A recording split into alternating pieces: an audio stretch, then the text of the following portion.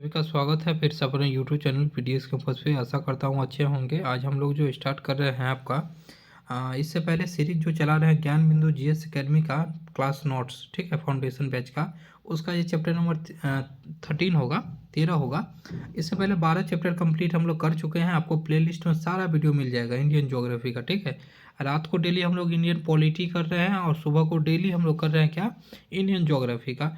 ये चैप्टर में बस 4 चैप्टर और बचा हुआ है जो कंप्लीट आपका हो जाएगा। 3 से 4 दिन में ये कंप्लीट हो जाएगा। ऐसे ही पॉलिटी भी ख़त्म होने पे है। तो क्या होता है कि डेली बाई डेली आप यदि साथ में जुड़ करके कोई चीज़ को करते हैं तो वो ख़त्म हो जाता है और पता भी हमें नहीं चलता है, ठीक है। तो चलिए स्टार्ट करते हैं बिना किसी देरी के। इसका पीडीएफ चाहिए तो आपको टेलीग्राम चैनल पर मिल जाएगा। चलिए स्टार्ट करते हैं। इस चैप्टर के साथ साथ हम लोग क्या करते हैं, ऑब्जेक्टिव भी करते हैं साथियों, देख लीजिए, जिससे क्या होगा, हमारा पूरा क्लियर हो जाएगा। आइए, भूमिका। जनसंख्या का अर्थ किसी खास जगह पर रहने वाले लोगों की संख्या। यह संख्या किसी वंश, किसी देश, राज्य, शहर, गांव या अन्य किसी संगठन के लिए होती है। देखिए, कहीं पर भी किसी देश में हो, किसी राज्य में हो, किसी शहर में हो, किसी गांव में हो, जो संख्या कहलाती है उसे जनसंख्या कहते हैं, ठीक है। आधुनिक विश्व में सुव्यवस्थित या वैज्ञानिक ढंग से जनगणना को कराने वाला विश्व का पहला देश स्वीडन बना। पहला देश कौन बना? स्वीडन, जो 1749 ईस्वी में जनगणना करवाया। 1790 में सर्वप्रथम दशकीय जनगणना की शुरुआत अमेरिका में की गई। आप याद रखिएगा, दुनिया में सबसे पहले जनगणना कहाँ पे हुई? स्वीडन में। लेकिन 1790 में सर्वप्रथम दशकीय जनगणना कहाँ हुई? तो अमेरिका में। दशकीय का मतलब है 10 वर्ष पर एक बार जनगणना, ठीक है, याद रखिएगा। ब्रिटेन में पहली बार जनगणना 1801 में हुआ। ब्रिटिश सरकार के काल में भारत में सर्वप्रथम जनगणना वायसराय मेयो के काल में 1872 में हुआ था। अब याद रखिएगा, ब्रिटेन में कब हुआ? 1801 में। लेकिन भारत में कब हुआ? तो 1872 में। उस समय वायसराय कौन था? तो मेयो था, मेयो। चलिए, भारत के नियमित रूप से प्रत्येक 10 वर्ष में जनगणना की शुरुआत 1881 में शुरू हुआ। जनगणना के इतिहास में वर्ष 1921 को महान विभाजक वर्ष की संज्ञा दी जाती है, क्योंकि 1911 से 21 के दौरान कई लोगों की मौत हो गई थी। जनसंख्या में भारी गिरावट आई थी। देखिए, महाविभाजक के मतलब वो है जो जनसंख्या जहाँ पे घटती है, जिस वर्ष में, जिस जिस दशकीय वर्ष में जनसंख्या बहुत घट जाती है, उसे क्या कहते हैं? महाविभाजक वर्ग कहते हैं, ठीक है। तो 11 से 21 में बहुत घट गई थी। चलिए, भारत में पहली बार जाति आधारित जनगणना 1931 में की गई थी। अभी भी बिहार में जातिगत जनगणना किया गया था, आप सभी को पता है। स्वतंत्र भारत का पहला जनगणना 1951 में हुआ था, क्योंकि भारत 1947 में आज़ाद नहीं हुई थी, इस कारण से 1951 में स्वतंत्र भारत का पहला जनगणना हुआ। 2011 की जनगणना भारत में 15वीं तथा स्वतंत्र भारत का 7वीं जनगणना है। कौन सी है? 7वीं। भारत में पशुओं की जनगणना की शुरुआत 1919 में हुई। पशुओं की गणना प्रत्येक 5 वर्ष पर होती है। स्वतंत्र भारत में प्रथम पशु जनगणना 1951 में हुई थी। चलिए, 2017 में पशु जनगणना के अनुसार भारत विश्व का सर्वाधिक पशुओं वाला देश था। भारत में पशुओं की सर्वाधिक कहाँ पे जनसंख्या थी? यूपी में थी। अधिकतर सब कुछ यूपी में होता है, क्योंकि यूपी बहुत बड़ा स्टेट है, आप सबको पता है। 2017 की पशु जनगणना की बात करते हैं तो भारत सबसे विश्व में ऊपर स्थान पर आया था। भारत में प्रथम आर्थिक जनगणना 1977 में हुआ था। याद रखिएगा, 1977 में हुआ था आर्थिक जनगणना। आर्थिक। राष्ट्रीय जनसंख्या नीति। भारत ने पहली राष्ट्रीय जनसंख्या नीति 1976 में घोषित किया। भारत में नई जनसंख्या नीति 2000 ईस्वी में आई। इसके अंतर्गत निम्नलिखित लक्ष्य को निर्धारित किया गया। 2045 तक जनसंख्या स्थिरता के लक्ष्य को समाप्त कर लेगा। 2010 तक कुल प्रजनन 2.1 तक प्राप्त कर लेना। एक रिपोर्ट के अनुसार भारत में कुल प्रजनन दर 2023 तक घट करके 1.9 रह गया है। देखिए, जनसंख्या क्या हुआ था, हम लोग को बहुत ज़्यादा कंट्रोल में आ गया, लेकिन कोरोना के समय में कुछ जनसंख्या में बहुत ज़्यादा वृद्धि देखने के लिए मिला था, लेकिन जनसंख्या वैसे चलिए 80% तक प्रसव अस्पताल में होंगे, मतलब कि जो महिलाओं को गर्भवती होती है वो 80% तक कहाँ होगी, तो वो आपको हॉस्पिटल में रहेगी, ऐसा कहा गया था। लड़कियों का विवाह 18 वर्ष से कम उम्र या लड़कों को भी 18 वर्ष के कम उम्र में नहीं किया जाएगा। देखिए जनसंख्या के ये सब फैक्टर है कि कम उम्र में शादी कर देने से जनसंख्या में वृद्धि जरूर होती है। चलिए जनसंख्या 2011 की जनगणना के अनुसार भारत में कुल आबादी 121.09 करोड़ है, जो विश्व की जनसंख्या का कितना परसेंट है, 17.5% है। भारत की कुल जनसंख्या 51.47% है, जबकि महिला की बात करते हैं 48.53% महिलाएं हैं। सर्वाधिक जनसंख्या वाला राज्य यूपी है, 16.49% है। महाराष्ट्र उसके बाद आता है 9.28%, फिर बिहार आता है 8.85%, पश्चिम बंगाल, उसके बाद मध्य प्रदेश। देखिए 5 डाटा को याद रखिएगा, क्योंकि 1275 दरोगा में क्वेश्चन पूछा गया कि तीसरा या चौथा राज्य कौन सा है। ठीक है, न्यूनतम जनसंख्या वाला राज्य सिक्किम हो जाएगा 0.05%, मिजोरम हो जाएगा, फिर अरुणाचल प्रदेश हो जाएगा, ऐसे ही करके गोवा, फिर नागालैंड। सर्वाधिक जनसंख्या वाला यूटी दिल्ली, पुडुचेरी और चंडीगढ़। न्यूनतम जनसंख्या वाला यूटी लक्षद्वीप, दमन और दीव, दादर और नागर हवेली। ठीक है, चलिए नेक्स्ट बढ़ते हैं जनसंख्या घनत्व। प्रति किलोमीटर में निवास करने वाले लोगों की संख्या में औसत को जनसंख्या घनत्व कहते हैं। मान लीजिए 1 किलोमीटर के अंतर में जितना भी लोग रहते हैं उसको क्या कहते हैं, जनसंख्या घनत्व के नाम से जानते हैं, याद रखिएगा। ठीक है, जनसंख्या घनत्व।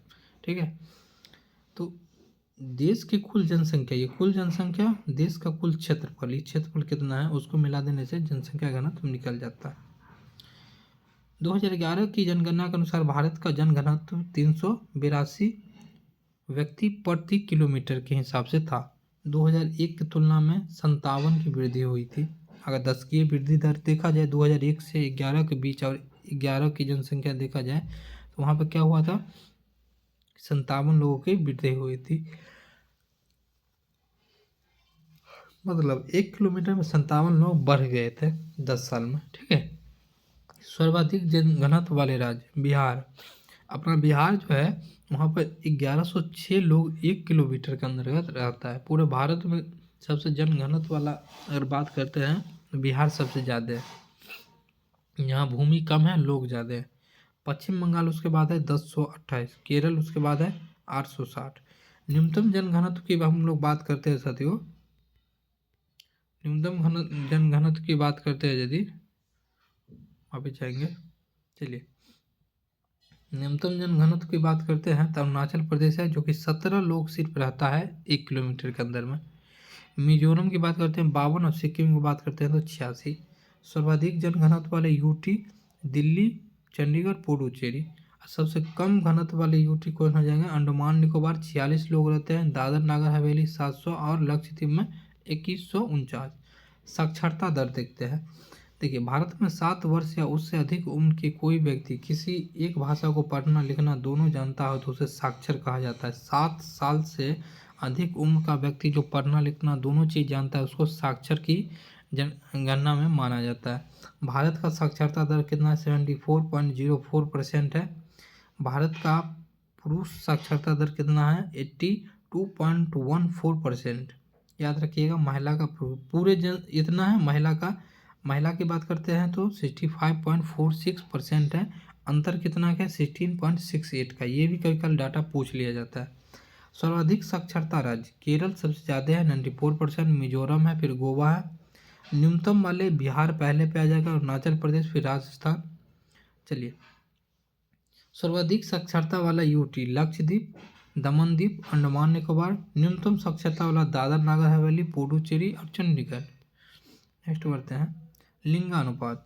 लिंगानुपात मतलब प्रति 1000 पुरुषों पर महिलाओं की कुल जनसंख्या को लिंगानुपात कहते हैं। जनसंख्या 2011, जनगणना 2011।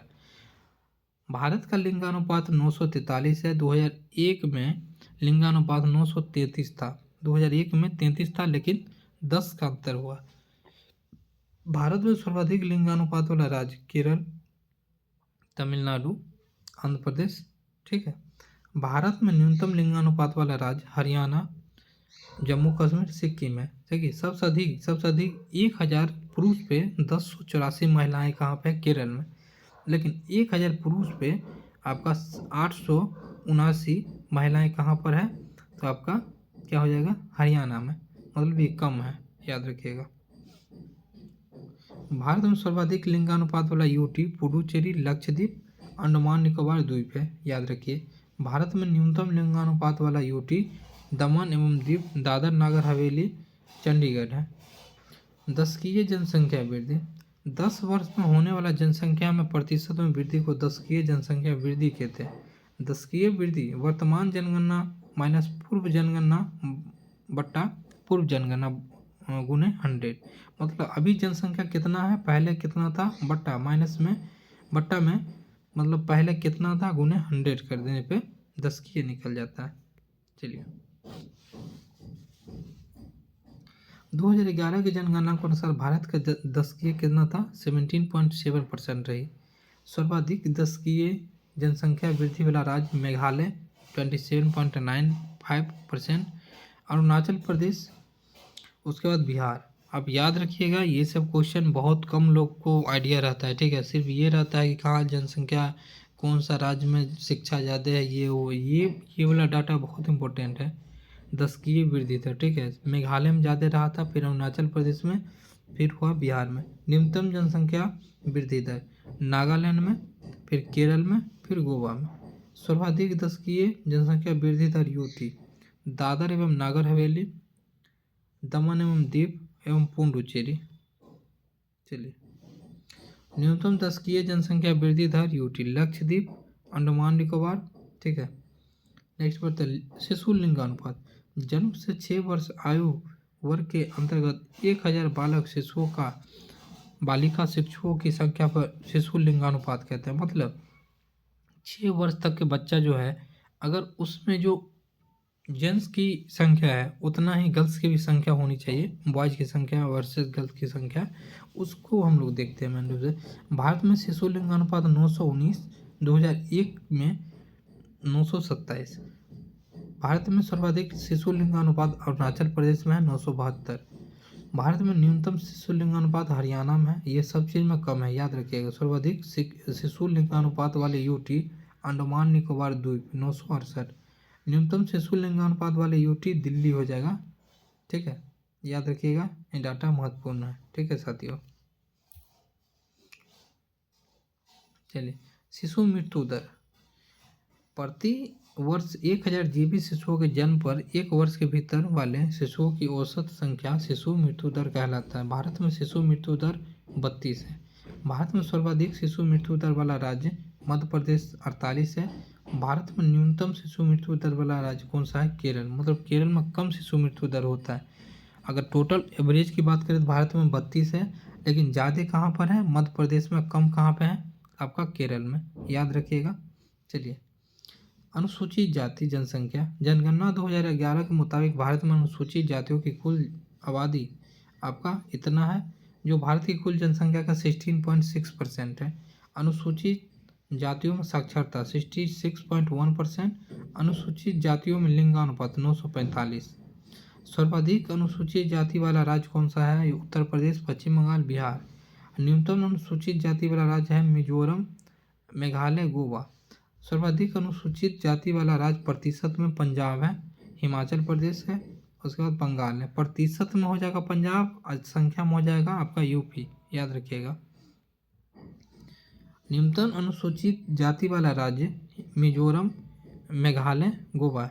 भारत में 2 राज्य अरुणाचल प्रदेश, नागालैंड को 2 केंद्र शासित प्रदेश लक्षद्वीप, अंडमान निकोबार द्वीप समूह में अनुसूचित जाति एससी निवास नहीं करती है। कहाँ कहाँ? अरुणाचल प्रदेश और नागालैंड, याद रखिएगा, दोनों में एससी निवास नहीं करता है। अनुसूचित जनजाति संख्या। भारतीय संविधान के अनुच्छेद 342 के अनुसार अनुसूचित जनजातियों में आदिवासी समुदाय के समूह हैं, जिन्हें माननीय राष्ट्रपति द्वारा एक सार्वजनिक अधिसूचना द्वारा घोषित किया हो।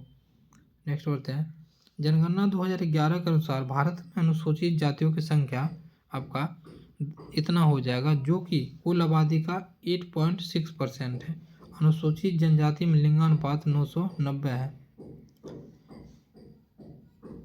अनुसूचित जनजाति में साक्षरता कितनी है? 59%। सर्वाधिक अनुसूचित जनजाति ST वाले राज्य है लक्षद्वीप, मिजोरम, नागालैंड। न्यूनतम अनुसूचित वाले कौन सा राज्य है? उत्तर प्रदेश, तमिलनाडु, बिहार। चलिए, धर्म आधारित जनसंख्या 2011 की जनगणना के दौरान धार्मिक जानकारियों की एकत्रित की गई, जिसका प्रकाशन 2015 में हुआ। इस रिपोर्ट के अनुसार भारत में अधिक आबादी वाले हिंदू है 79.8%। हिंदू की जनसंख्या इतनी है। वहीं मुस्लिम की जनसंख्या 14.9% है। ठीक है, लिंगानुपात भी देख सकते हैं 931, 936। ईसाई की 2.3% है, लेकिन इनमें लिंगानुपात सबसे अत्यधिक है। सिख का 1.7%, 893 लिंगानुपात। बौद्ध का है 0.7%, जो कि लिंगानुपात 500, 953। जैन का है 0.4%। सबसे शिक्षित यही लोग हैं, याद रखिएगा। सर्वाधिक लिंगानुपात ईसाइयों 1006 का, जबकि न्यूनतम लिंगानुपात सिख में है। हरियाणा में सबसे कम है, याद रखिएगा। सर्वाधिक हिंदू वाला राज्य हिमाचल प्रदेश है, जबकि सबसे अधिक मुस्लिम आबादी वाला राज्य असम है। सबसे असम है जहाँ पे अधिक मुस्लिम है। चलिए नेक्स्ट बढ़ते हैं। इस रिपोर्ट के अनुसार 2011 एक की तुलना में 11 में हिंदुओं की जनसंख्या में 0.7% की गिरावट आई, जबकि मुस्लिम आबादी में 0.8% की वृद्धि हुई। देख सकते हैं यहाँ पे डाटा। ठीक है, चलिए, बिहार जातिगत जनगणना 2023 शुरू 7 जनवरी 2023 को सर्वे कराया जनरल एडमिनिस्ट्रेटर डिपार्टमेंट ने। इसे मोबाइल ऐप बीजगा के जरिए कराया गया। खर्च 500 करोड़। 17 प्रश्नों का सेट तैयार किया गया था, जिसका उत्तर देने का आवश्यक था। कुल आबादी 13,07,25,310 वर्तमान में। किस जाति के लिए कितने लोग? मुस्लिम के लिए 17.7% समुदाय, यादव के लिए 14.26%, कुशवाहा के लिए 4.26%, ब्राह्मणों के लिए 3.65%, राजपूत के लिए 3.45%, मुसहर के लिए 3.08%, कुर्मी 2.87%, भूमियार 2.86%। कैटेगरी के अनुसार कुल अनुसूचित जाति 215, अति पिछड़ा वर्ग 36.6%, पिछड़ा वर्ग 27.12%, अनुसूचित जाति 19.65%, अनुसूचित जनजाति 1.6%, सामान्य वर्ग 15.52%। ठीक है, अब देखते हैं इसमें कुछ हम लोग। जॉन माल्थस का सिद्धांत। ब्रिटिश अर्थशास्त्री जॉन माल्थस ने 1798 में जनसंख्या का सिद्धांत दिया। उन्होंने कहा कि एक समय ऐसा आएगा जब खाद्य आपूर्ति की तुलना में मानव जनसंख्या में तेजी वृद्धि होगा, जिसके कारण खाद्यान्नों में कमी होगी और अकाल, भूखमरी, बेरोजगारी, युद्ध जैसी स्थिति उत्पन्न होगी। इससे अचानक जनसंख्या में गिरावट आएगी।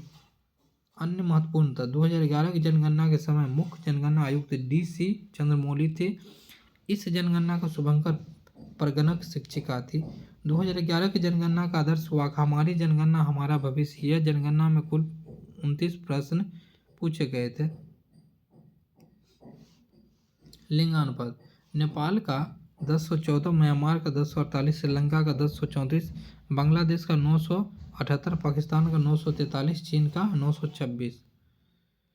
अब देखिए साथियों, हम लोग कुछ क्वेश्चन देखते हैं। ठीक है, क्वेश्चन हम लोग देखते हैं जो कि इम्पोर्टेंट है जनगणना के लिए। विश्व का सबसे विशाल जनसंख्या वाले देशों में भारत का कौन सा स्थान है? कौन सा स्थान हो जाएगा? दूसरा। पहला चीन का हो जाएगा। चलिए, इनमें से कौन घनी आबादी वाला प्रमुख कारक है? क्या हो जाएगा? मानसूनी जलवायु। इनमें वहाँ जनसंख्या का घनत्व सर्वाधिक मिलता है। कहाँ पर मिलता है सर्वाधिक? बिहार में। असम में अधिक वर्षा होने ही जनसंख्या का घनत्व कम क्यों है? तो डी हो जाएगा इसका। वन, पहाड़ी भूमि, अवस्थानुकूल जलवायु। पंजाब हरियाणा में वर्षा कम होते हुए घनी आबादी जनसंख्या मिलने का क्या कारण है? 5 का क्या हो जाएगा? बी हो जाएगा, सिंचाई की सुविधा। पश्चिम बंगाल में घनी आबादी क्यों मिलती है साथियों? तो डी हो जाएगा, इनमें सभी हो जाएगा। चलिए, पश्चिमी पठार में घनी आबादी नहीं मिलने का क्या कारण है? 7 का क्या हो जाएगा? 7 का आपका डी होगा। यहाँ वर्षा का अम्या और जमीन की ऊंची नीची है। छोटा नागपुर पठार का यंत्र तंत्र घनी आबादी क्यों मिलती है? 8 का क्या हो जाएगा सी, वहाँ उद्योगों का विकास हुआ है। केरल में घनी आबादी क्यों मिलती है, क्यों मिलती है केरल में साथियों, तो यहाँ पे इनमें सभी हो जाएगा, शिक्षा है, लोगों का जीवन स्तर अच्छा है, कृषि का विकास है, जनसंख्या की प्रकृति वृद्धि होने का सहायक है। 10 का क्या हो जाएगा, 10 का सी हो जाएगा, जन्म दर में अधिक होना।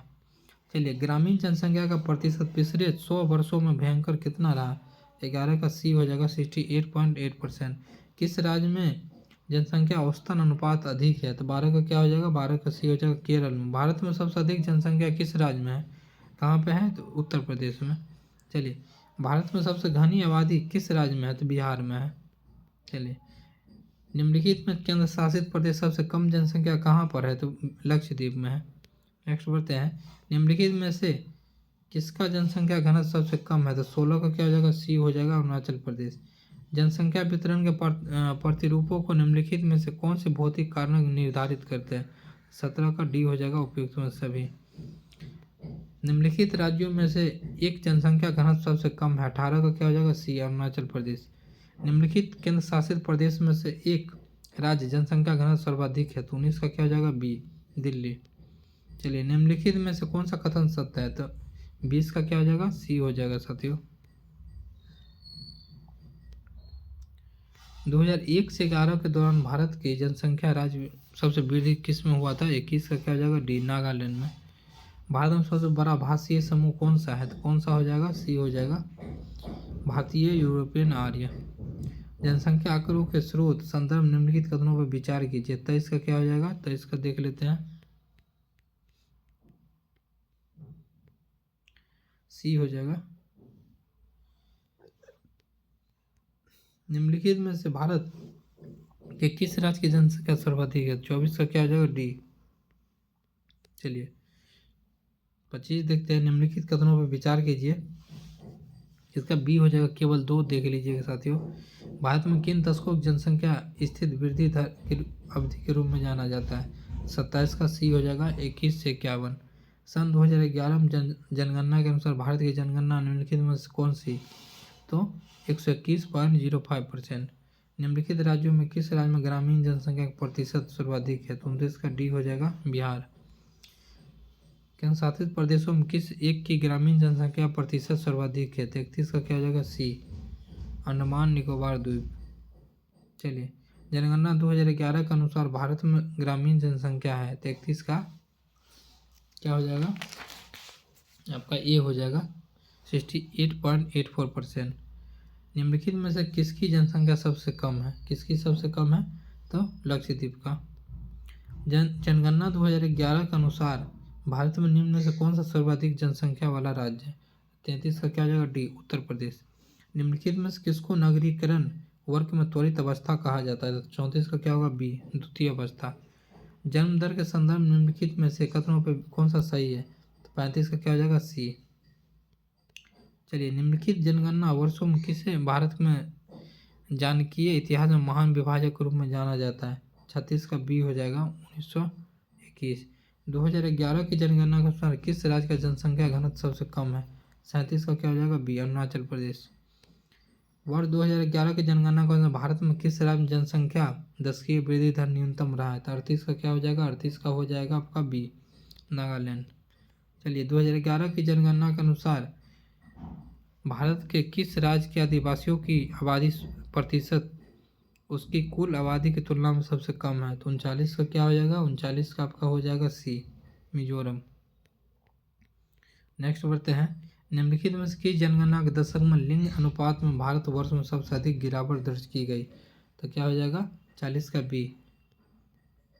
2011 की जनगणना के अनुसार भारत की कुल जनसंख्या में नगरीय जनसंख्या प्रतिशत लगभग है, 41 का क्या हो जाएगा बी। चलिए, भारतीय जनगणना 2011 के अनुसार निम्न राज्यों में किस में जनसंख्या घनत्व सर्वाधिक है, तो 42 का क्या हो जाएगा बिहार में सबसे अधिक है। भारतीय जनगणना 2011 के अनुसार बिहार राज्य में लिंगानुपात क्या है, लिंगानुपात क्या है, तो 1918। ये बीपीएससी में पूछा भी गया था। 2011 जनगणना के अनुसार निम्नलिखित राज्यों में किस में अनुसूचित जनजातियों की जनसंख्या कुल जनसंख्या प्रतिशत के हिसाब से न्यूनतम है, 44 का क्या हो जाएगा ए हो जाएगा उत्तर प्रदेश। चलिए, जनगणना 2011 के अनुसार निम्न में से किस राज्य में जनसंख्या कमी आई है? 45 का क्या हो जाएगा? ये हो जाएगा नागालैंड। भारत में नियमित और वैज्ञानिक ढंग से जनगणना किस वर्ष स्टार्ट किया गया था? 46 का सी हो जाएगा 81 में। 2011 की जनगणना भारत में निम्न में से कौन सा घनत्व है? तो 382। और बिहार में 1114। निम्नलिखित में से कौन सी जनसंख्या घनत्व वितरण प्रभावित करती है? 48 का डी हो जाएगा। क्या हो जाएगा? इसका डी हो जाएगा साथियों। ठीक है, चलिए 49 देखते हैं। जनसंख्या के अंतर्गत प्राकृतिक वृद्धि दर से अभिप्राय क्या है? तो 49 में क्या हो जाएगा आपका? ये हो जाएगा किसी देश के अंतर जन्म दर और मृत्यु दर में अंतर जो होता है।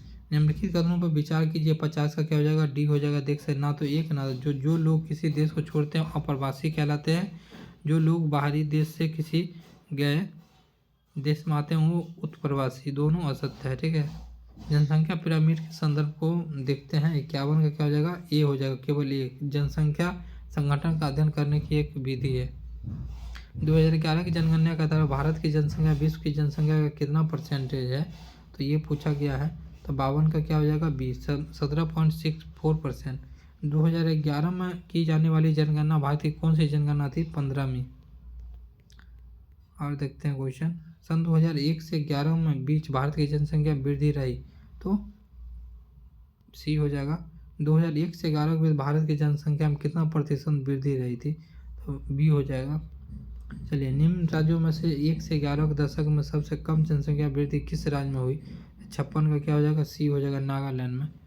निम्न राज्यों में से किस राज्य में 2001 से 11 के दशक में सबसे कम जनसंख्या? 57 का ये हो जाएगा आंध्र प्रदेश। चलिए 58 के देखते हैं। 58 का क्या हो जाएगा?